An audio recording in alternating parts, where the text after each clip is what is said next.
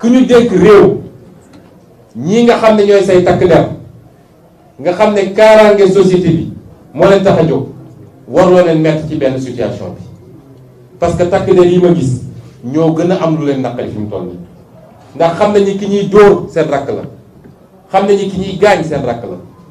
koo ci wéetal xolam seddul ku ñu jox réew war ngaa moytu loolu war ngaa moytu banqaas yi nga xam ne ci nga toog nga mettre leen yoo xam ne ñoom seen bopp dootuñu bëgg dara ci liggéey bi. may rendre hommage nag gendarmerie nationale ci seen professionnalisme ci seen sens de la responsabilité ak seen hauteur. man dama leen mujj naw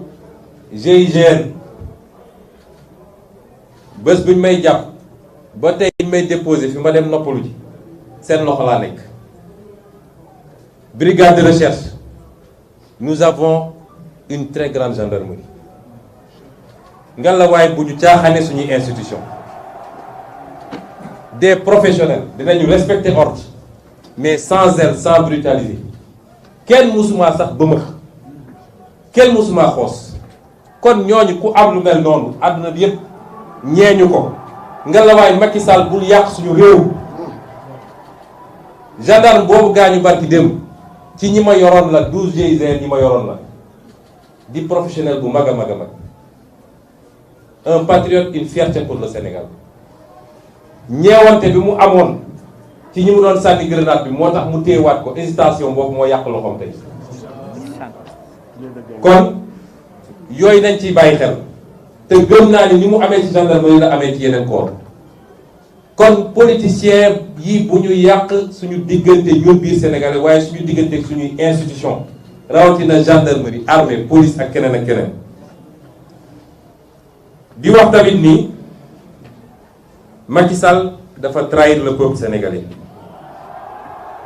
Macky Sall mooy le seul responsable de lii xew nii ci réew mi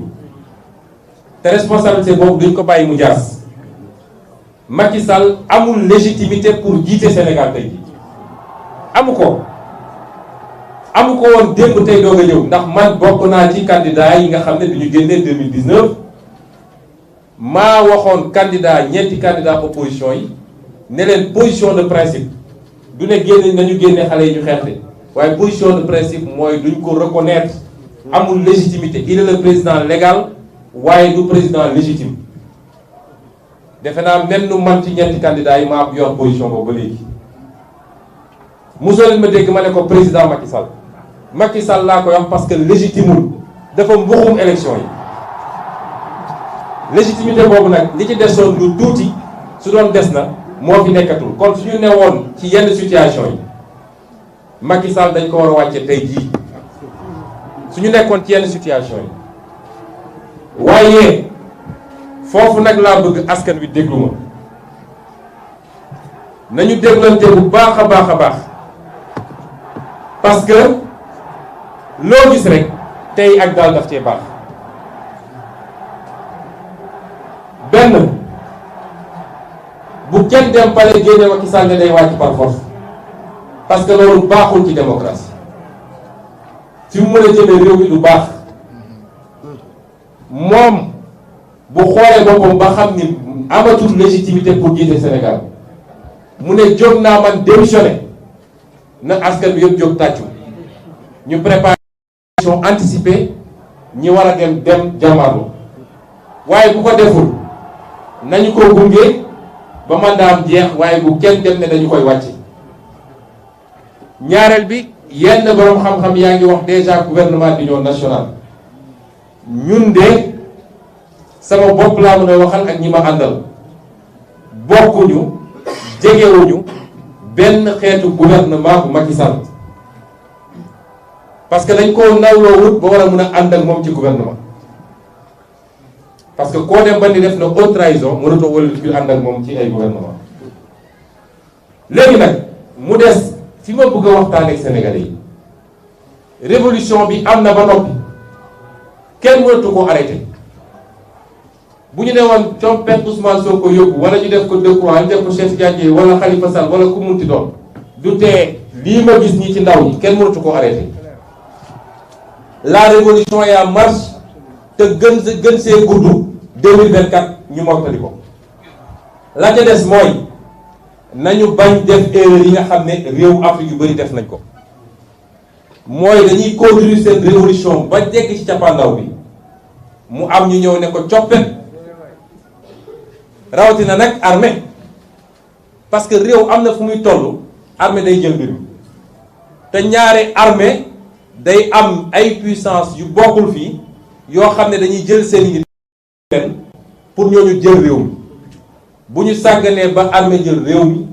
lépp lu ñu doon yóotu ak di ko préparer dañ ko ñàkk moo tax ma ne nañu bu ñu syndrome malien baa ngi fii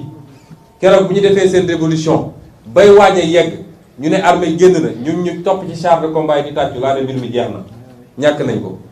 noonu la amee feneen ak feneen ak feneen moo tax révolution bi am na ba noppi Macky Sall mënatu koo téye kenn mënu koo téye kon nañ ko encadrer parce que stratégie dafa baax ci lu nekk du lépp nag la ñuy wax ci terrain waaye suñu responsabilité ñun ñëpp askan bi mooy nañ ko encadrer ba yegg fi ñu bëgg a yem waaye nag teewul loolu tekkiwul nag ni dañoo firi Macky Sall rek di ko seetaan nañ koy encadrer mooy dañuy exiger imposer benn agenda à partir d'aujourd'hui parce que loolu la peuple bi bëgg te peuple bi mooy imposer le rapport de force